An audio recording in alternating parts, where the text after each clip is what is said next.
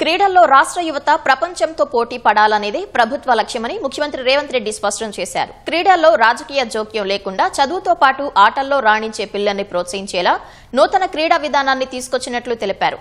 Olympics క్రీడలకు ఆతిథ్యం ఇవ్వాలనే కేంద్రం విధానాలకు అనుగుణంగా రాష్ట్ర ప్రభుత్వం ప్రణాళికలు సిద్ధం చేసిందని సీఎం స్పష్టం చేశారు. హైదరాబాద్ హెచ్ఐసిసిలో తెలంగాణ స్పోర్ట్స్ కాంక్లేవ్ తొలి ఎడిషన్ను క్రీడల శాఖ మంత్రి వాకిటి శ్రీహరి ప్రారంభించారు.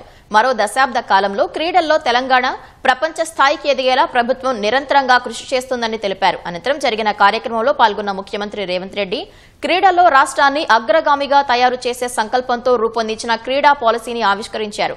గగన్ నారంగ్, అభినవ్ బింద్రా, అంజు బాబీ జార్జ్ తదితరులు క్రీడా పాలసీపై కీలక చర్చల్లో ప్యానెల్ చర్చల్లో పాల్గొన్నారు. పోరాట స్ఫూర్తి ఉన్న తెలంగాణ యువత క్రీడల్లో రాణించాలనే లక్ష్యంతో నూతన క్రీడా పాలసీని తీసుకొచ్చినట్లు సీఎం వివరించారు. ఒలింపిక్ పథకాలే లక్ష్యంగా తెలంగాణ క్రీడా పాలసీ ఉందన్నారు. క్రీడా విధానం లేకే యువత డ్రగ్స్ తీసుకుని పెడధోరణి పడుతున్నారని అన్నారు.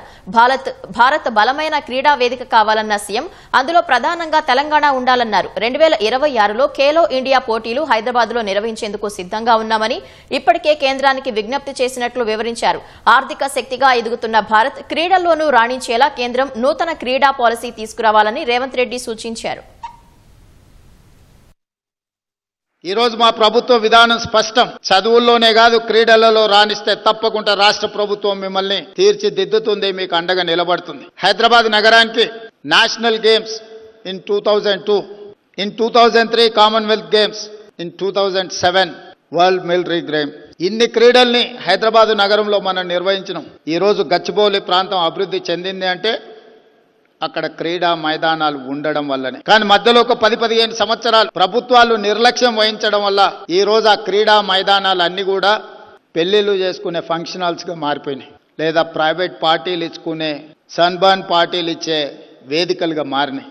ఈ విధానానికి స్వస్తి పలకాలని ఒక స్పష్టమైన క్రీడా విధానాన్ని, స్పోర్ట్స్ యూనివర్సిటీ, స్పోర్ట్స్ అకాడమీలను ప్రోత్సహించాలని మొన్న జరిగిన ఒలింపిక్స్ గేమ్స్ చూసిన తర్వాత స్పష్టంగా నేను నిర్ణయించుకున్నా. తెలంగాణ రైజింగ్ 2047లో స్పోర్ట్స్ పాలసీ కూడా ఒక చాప్టర్ పెట్టి ఈరోజు సమాజంలో సక్సెస్ స్టోరీ ఉన్న వాళ్ళని అందరినీ ఈరోజు ఒక వేదిక మీదకి తీసుకొచ్చినాం. గ్రామీణ ప్రాంతాలలో ఉన్న క్రీడాకారులను ప్రోత్సహించడానికి వాళ్ళు వినియోగిస్తారని, వాళ్ళ వైపు నుంచి మద్దతు ఉంటుందని ఈరోజు వాళ్ళందరినీ కూడా సగర్వంగా ఈ వేదిక మీద కూర్చోబెట్టి తెలంగాణ రాష్ట్ర ప్రభుత్వం వాళ్ళను గౌరవిస్తుంది. ఫిఫా వంటి ఇంటర్నేషనల్ స్పోర్ట్స్ ఫెడరేషన్లు, ప్రముఖ కార్పొరేట్ సంస్థలతో పాటు క్రీడా నిపుణులతో రాష్ట్ర ప్రభుత్వం అవగాహన ఒప్పందాలు కుదుర్చుకుంది.